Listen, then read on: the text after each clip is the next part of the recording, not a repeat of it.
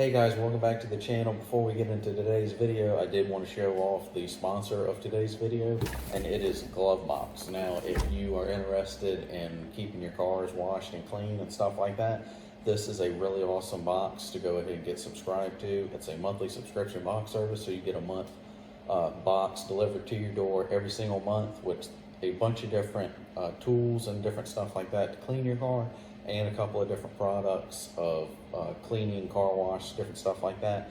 This is, I believe, a welcome box that you get when you sign up, and I do have a discount code that gives you 20% off of this box if you start a subscription with them, so stay tuned to the end of the video to find out what that code is. This is their welcome box, so let's check out the different stuff that I got in this box. And like most monthly box companies, you do get a card with information, tells you what's in the box and how to use it, stuff like that. So that's really cool. Did get a towel, and a lot of these are from different well-known companies, which is really, really cool.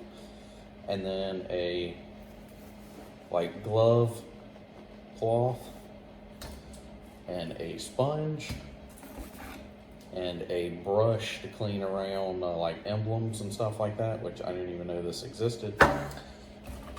And then we got Jay Leno's Garage vehicle wash, and I think this is supposed to be a no streak. You should be able to wash it, rinse it off, and it won't streak, which is really cool. I'm interested in seeing if that actually works. Jack's Wax tire and trim gel. I'm really interested in checking this out. You're supposed to be able to put it on your tires and any plastic trim that you have on your vehicle and like scrub it in with this, I think, which is pretty cool. And then from Adams Polishes, which is a really good company, this one is CS3 ceramic spray. It cleans, shines, and protects. And then they give you a couple of spray adapter things to be able to use it how you want. Be sure to check these guys at glovebox.com, and be sure to stay till the end of the video to figure out what the code is. What's up, guys? So we are actually in the garage in my little budget home gym. I'm filming a bunch of different stuff in here. I set aside today to do some filming, so that's why we're actually doing this video and the commentary for this video in here. And it has something to do with the budget gym, so it was fitting anyway. But anyway, so I made my own weight plates. Especially now at filming this, steel prices is going crazy, and weight plates or weights in general are astronomically high anywhere you can find them. So I mean, the best option is like trying to find used stuff that somebody's getting rid of. That would be the best bet if you're like on a budget thing like I was. Luckily, at my shop, I could just make my own. Now, I had several people know what I can do and have done at my shop that have been pushing me for a while to make my own weight plates and like sell them and stuff. I have a shop to run. I have a business that's family owned, so I run that, and I actually make a little bit of money from this YouTube channel, so I've got to keep up with putting videos on the channel. I have some people that sponsor me, so that again, I have to constantly be putting content out. So I have work all the time. I run a business at the shop. I run a YouTube channel that puts out a video just about put a video out every week, sometimes more frequently than that, depending on what I've got going on. And my YouTube channel is surrounded around projects that I do. We have a wide variety of stuff, but I have a project I'm doing, so I do a video on it, and that's what this is. So I'm working at the shop, trying to keep that afloat. I'm doing videos on my YouTube channel, trying to keep that afloat, and I'm trying to do projects all at the same time that I'll do videos later on down the road. And you know, I have a family, I have kids. I've got to do all of this simultaneously. It's crazy. So today's video, I made my own weight plates. Now, I was going to make these weight plates the standard size as a weight plate. However, when I looked to get a really short length from my steel supplier that we get our steel from usually, or a few steel suppliers that we work with, the sizes that I need were ridiculous. And I was thinking about making a couple of 45s and 35s, which would be like a 12-inch diameter and 10-inch diameter is what I was going with. That would be pretty much the same size as a regular standard weight plate. And I think I got a quote for just a 3-foot piece of 12-inch and 10-inch. I was just going to make them out of carbon steel.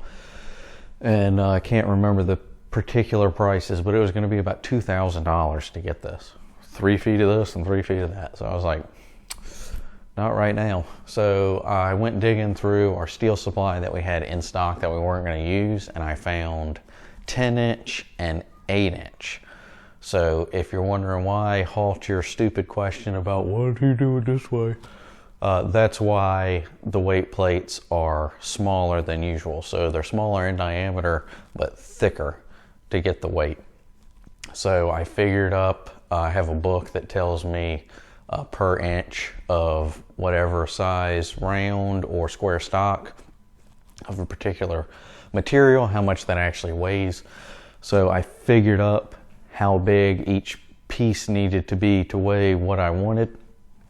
So that's why they're this way. And I had enough material that I ended up dividing it out, and I made 2 55 weights, 2 45 weights, and 4 25 weights.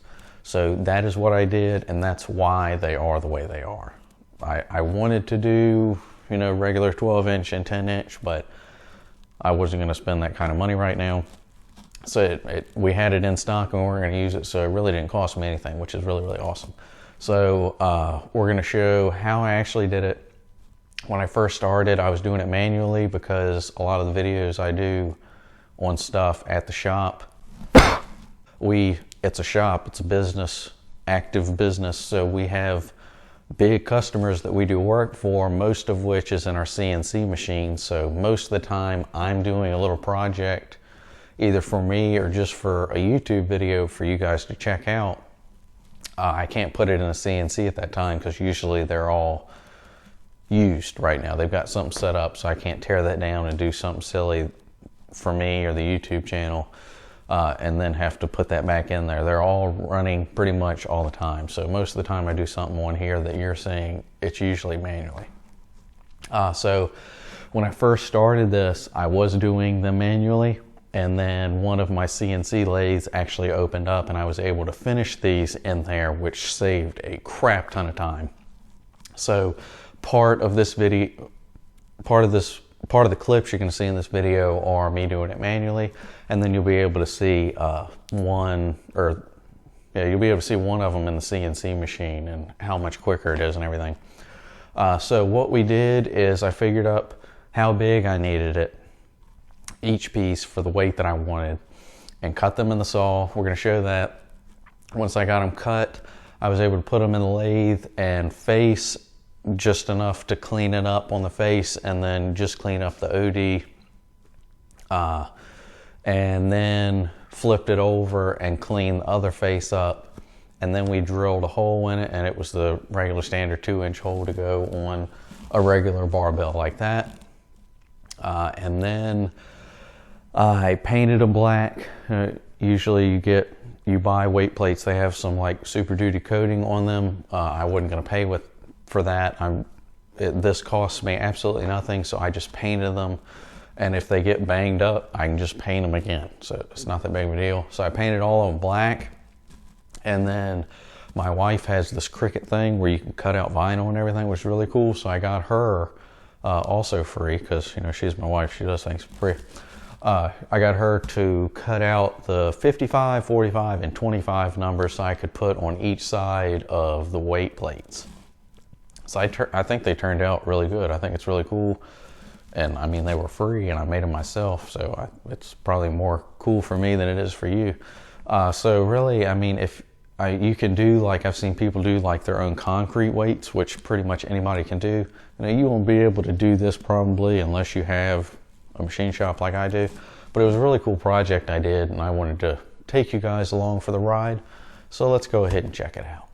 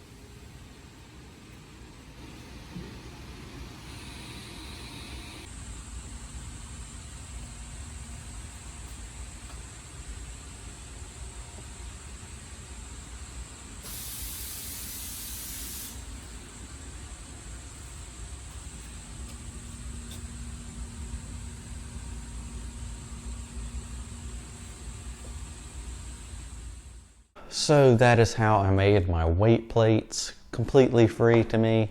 That's how I did it. Let me know your thoughts about what I did, or anything you think about. Let me know down in the comment section below. If you like this video, be sure to give me a thumbs up. And if you haven't yet, be sure to get subscribed to the channel. Be sure to check out all the other videos I have on all the other projects I've done. I'll see you guys next time. See you.